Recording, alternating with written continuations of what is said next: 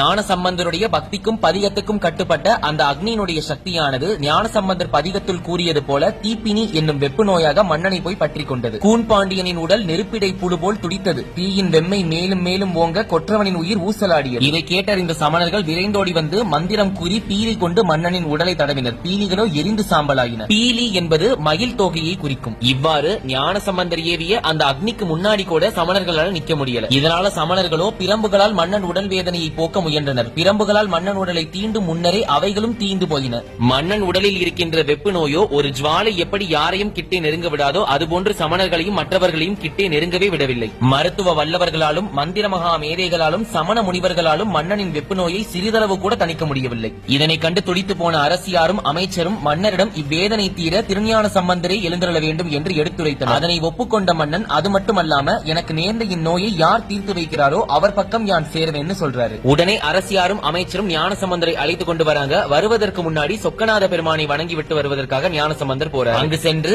வாது செய்வது உமது திருவுள்ளமே என தொடங்கும் கருத்து அமைந்த ஒரு செந்தமிழ் மாலையும் செஞ்சரையானுக்கு சாற்றி பிறகு முத்துச்செவிகையில் எழுந்தருளுகிறார். ஞானசம்பந்தர் வருவதை கேட்டறிந்த மன்னனோ முன்னாடியே ஒரு பொற்பீடத்தை ஏற்படுத்தி வச்சிருக்காரு. இதனையெல்லாம் கண்டு மனம் பதறி போன சமணர்களோ நமது சமண மதத்தின் நெறியை நீர் காக்கும் முறை இதுதானான்னு மன்னன் கிட்ட கேட்கிறாங்க. இதோடு சேர்த்து மன்னா ஒருவேளை எங்களால் முடியாமல் அவர்களே உங்களுடைய வெப்பு நோயை போக்கினாலும் கூட நாங்களே உம்முடைய வெப்பு நோயை போக்கினோம்னு நீங்க பொய் சாட்சி சொல்லணும்னு சொல்றாங்க. ஆனால் சமணர்களின் சூழ்ச்சிக்கு சற்றும் செவிசாய்க்காமல் அரசன் அவர்களிடம் இரு தரப்பினரும் அவரவர்கள் தெய்வ சார்பினின் நோயை தீர்க்க முயலுங்கள், அதற்காக நான் மட்டும் பொய் சொல்ல மாட்டேன் என்று தனது கருத்தை முன்வைத்தார். பிறகு அரண்மனைக்கு ஞானசம்பந்தர் வருகிறார். வந்த ஞானசம்பந்தரை இருகை கூப்பி வரவேற்று தன்னுடைய வெப்பு நோய் இருப்பதையும் மறந்து அவரை வணங்கியவாறே பொற்பீடத்தில் எழுந்திருமாறு மன்னன் வேண்டுகிறார். சமணர்களை சற்றும் கண்டுகொள்ளாத மன்னன் ஞானசம்பந்தர் கிட்ட குலப்பிரச்சனம் விசாரிக்கிறார். ஆருடை பிள்ளையாரோ தான் பிறந்த திருத்தலம் சீர்காழி என்பதையும் பிரம்மபுரம் என தொடங்கி சீர்காழி திருநகரின் 12 திருநாமங்களையும் அமைத்து செந்தமிழ் பாட்டொன்றால் பதிலுரைத்து அருளினார். ஆனால் அதற்குள்ள சமணர்களோ ஆருடை பிள்ளையாரை பார்த்து தங்களுடைய வேத நெறிகளை எல்லாம் முன்வைத்து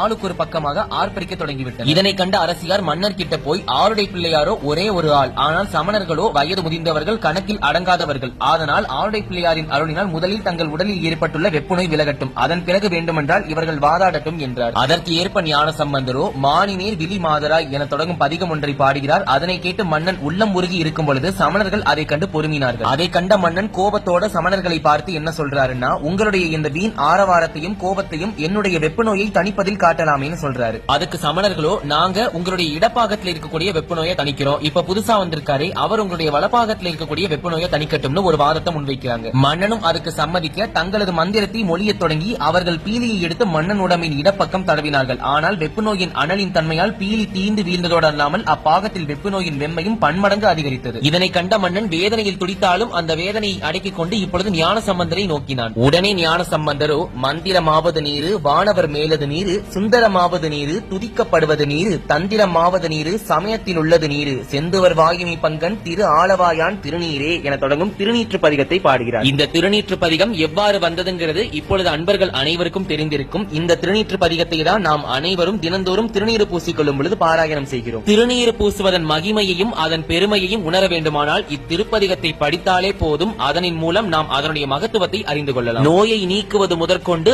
அனைத்திற்குமே இந்த திருநீரு எம்பெருமான் கருணையினால் நமக்கு கிடைக்க பெற்றதாகும். இந்த திருநீற்று பதிகத்தை ஓதிதான் சிவாச்சாரியார்கள் முதற்கொண்டு அனைவருமே அனைத்து பக்தர்களுக்கும் திருநீறு வழங்குவார்கள். இதை நாமும் பாராயணம் செய்து பூசிக்கொள்வதாலும் பிறருக்கு திருநீறு கொடுப்பதனாலும் எண்ணற்ற மகத்துவம் அந்த திருநீற்றின் மூலம் நமக்கு கிடைக்கிறது. இப்பொழுது இந்த திருநீற்று பதிகத்தை பாடியவாறே திருநீற்றை எடுத்து மன்னனின் வலப்பக்கமாக சம்பந்தர் தடவுறாரு. உடனே மன்னனுடைய வலப்பக்கம் இருந்த வெப்பு நோய் காணாமல் போய் மிகவும் குளிர்ச்சி தன்மையோட விளங்குது. ஆனால் இப்பொழுது இடப்பக்கம் வெப்பு நோயின் தன்மை அதிகரித்துக் கொண்டே இருக்குது. அனலின் வெம்மையை தாங்க முடியாமல் சக்தியற்று சமணர்கள் சற்று விலகிச் சென்று ஒதுங்கி நின்றனர். இதனை கண்ட மன்னனுக்கு ஞான சம்பந்தர் மீது அன்பும் பக்தியும் மேலிட்டது. அதனால மன்னனோ ஞான சம்பந்தர் கிட்ட திருவருட்கருணையால் என் உடலில் உள்ள வெப்பம் முழுவதும் தீருமாறு எனக்கு அருள் புரிவீராக என்று வேண்டினார். அதை கேட்ட ஞான சம்பந்தரோ 5 மந்திரத்தை நெஞ்சத்திலே தியானித்த வண்ணம் திருநீற்ற ஒரே ஒரு முறை எடுத்து மன்னனோட இடது பக்கம் தடவுகிறார். மன்னனுடைய முழு வெப்பு நோயும் காணாமல் போயிடுது. உடனே அரசியாரும் அமைச்சரும் மகிழ்ச்சி மேலிட இருக்கும் பொழுது மன்னன் ஞான சம்பந்தரை வீழ்ந்து வணங்குறான்.